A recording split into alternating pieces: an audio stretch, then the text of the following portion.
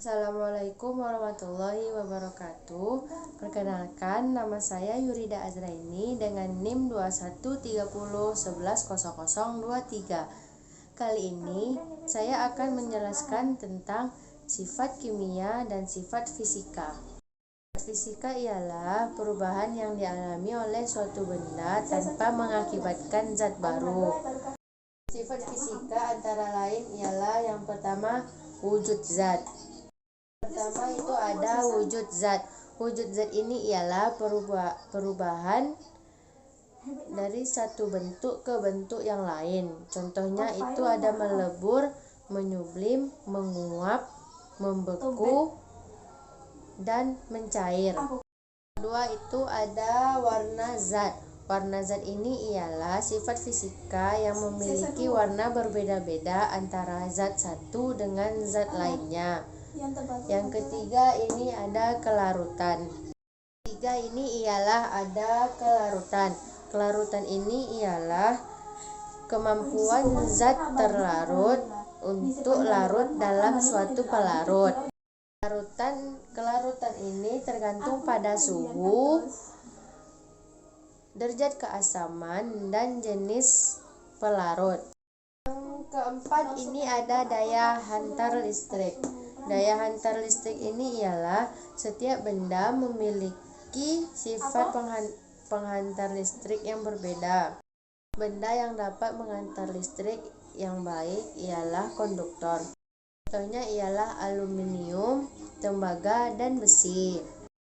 Sedangkan benda yang tidak dapat menghantarkan listrik ialah kayu dan juga plastik. Terakhir ada kemagnetan. Benda dikelompokkan menjadi dua, yaitu magnetik. Magnetik ini adalah benda yang dapat ditarik kuat oleh magnet. Sedangkan non-magnetik ini ialah benda yang tidak dapat ditarik oleh magnet. Contoh benda yang dapat ditarik oleh magnet ini ialah seperti besi, kawat, dan aluminium. Sedangkan benda yang tidak dapat ditarik oleh magnet ialah seperti kertas dan plastik. Yang kedua itu ada sifat kimia. Sifat kimia ialah suatu zat yang berkaitan dengan perubahan kimia yang dialami oleh zat tersebut. Yang pertama itu ialah mudah terbakar. Benda yang mudah terbakar ini ada banyak, contohnya seperti kertas, kayu, plastik, dan lain-lain. Pada umumnya, benda yang mudah terbakar itu ialah terjadinya interaksi dengan api. Bahan-bahan yang mudah terbakar ialah bahan yang bereaksi dengan oksigen dan menimbulkan kebakaran. Yang kedua itu ada berkarat. Berkarat ini ialah terjadinya reaksi antara logam dengan air dan oksigen yang menimbulkan logam tersebut menjadi berkarat.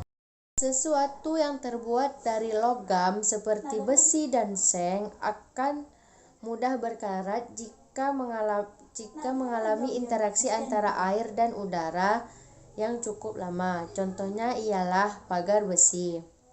Selanjutnya yang ketiga ada mudah meledak.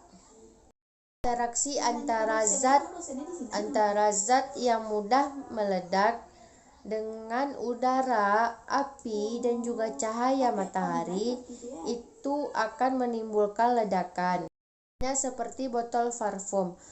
Botol parfum ini terbuat dari bahan kimia yang mudah meledak jika terkena sinar matahari langsung.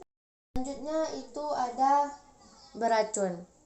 Beberapa zat bisa berubah menjadi beracun jika mengalami reaksi kimia tertentu. Contohnya seperti karbon monoksida. Gas karbon monoksida ini terjadi dari ketidaksempurnaan reaksi atom karbon. Apabila seseorang menghirup gas karbon monoksida ini akan menyebabkan aliran oksigen dan darah tidak lancar, sesak nafas, dan dapat menimbulkan kematian. Selanjutnya itu ada perubahan fisika. Perubahan fisika ini ialah perubahan suatu bentuk dan ukuran zat tetapi tidak menimbulkan zat baru. Peristiwa yang terjadi itu ada membeku, mencair, menyublim, mengkristal, dan mengembun. Terakhir itu ada perubahan kimia. Perubahan kimia ini ialah perubahan suatu bentuk dan ukuran zat, tetapi dia menimbulkan atau menghasilkan zat baru. Contohnya itu ada makanan dan minuman yang menjadi basi, daging yang membusuk, besi yang berkarat, dan kertas yang terbakar. Contoh perubahan kimia tadi itu tidak hanya mengubah suatu zat tetapi menimbulkan zat baru. Meskipun begitu, suatu zat yang mengalami perubahan zat kimia masanya tidak berubah ketika sebelum terjadinya reaksi dengan sesudah terjadinya reaksi. Baiklah, itu tadi sedikit penjelasan dari saya tentang sifat fisika dan sifat kimia. Bila ada kesalahan, mohon dimaafkan. Wabillahi taufiq wal hidayah. Wassalamualaikum warahmatullahi wabarakatuh.